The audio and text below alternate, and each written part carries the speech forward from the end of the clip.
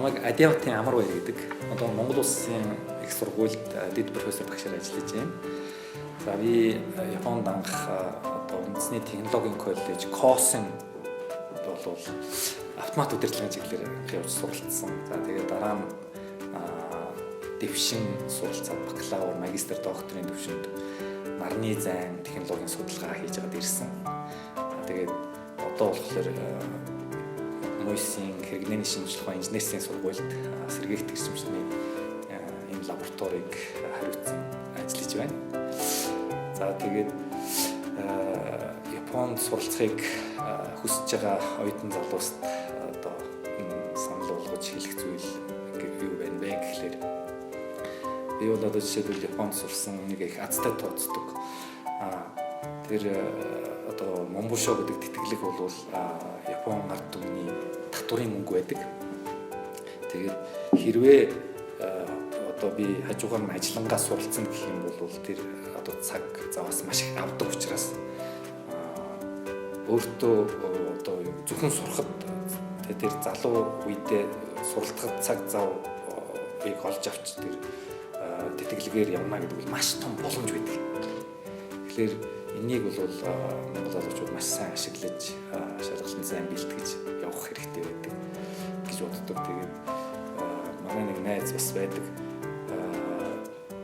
Өөрөө хувийн зардлаар очиод Японд сурч ирсэн. Тэгээд тэр хугацаанд ингээд цагийн ажил маш их хийдэг байсан. Тэгтэл Япон хэл сурах давтах цаггүй шахам болчдөг. Тэгэхээр ингээд суралцах өөрийгөө хөгжүүлэх процесс маань өөрөө ингээд дутуу болчдөг.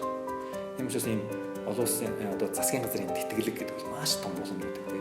Тэрийг бол өөртөө залуу үедээ ингээд хөрөнгө оруулалт хийж аваад одоо суралцаад өөрийгөө олоод таниад өөрийгөө хөгжүүлснийхаа дараа эргүүлээд те улс их орондоо Япон-Монголын наримтлын харилцаанд тэг хувь нэмэр оруулж ажиллах ёстой гэж бодоод би жишээлбэл Япон сургууль өсөлтийн Жугамо нийгэмлэгийн удирдах зөвлөл тэгээд гүйцэтгэх захирлаар дээр ажиллаж олон нийтийн ажлыг бас маш их хийдэг.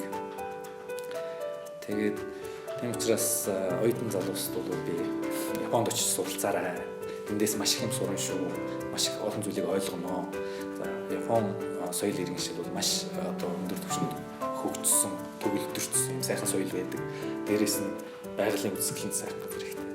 Тэгээд олон зүйлийг таньж мэднэ. Тиймд маш олон орны хүмүүс сугалардаг.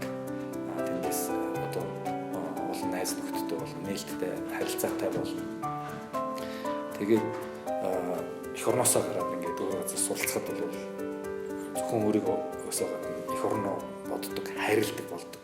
Тийм учраас Японд очиод соёлын сурч таньж мэдээд өөрийгөө таньж олоод эх орноо хөгжүүлэхэд хувь нэмэр оруулж чадах үс өндөр боловсралтай болоод ирээрэй гэж захимаар байна.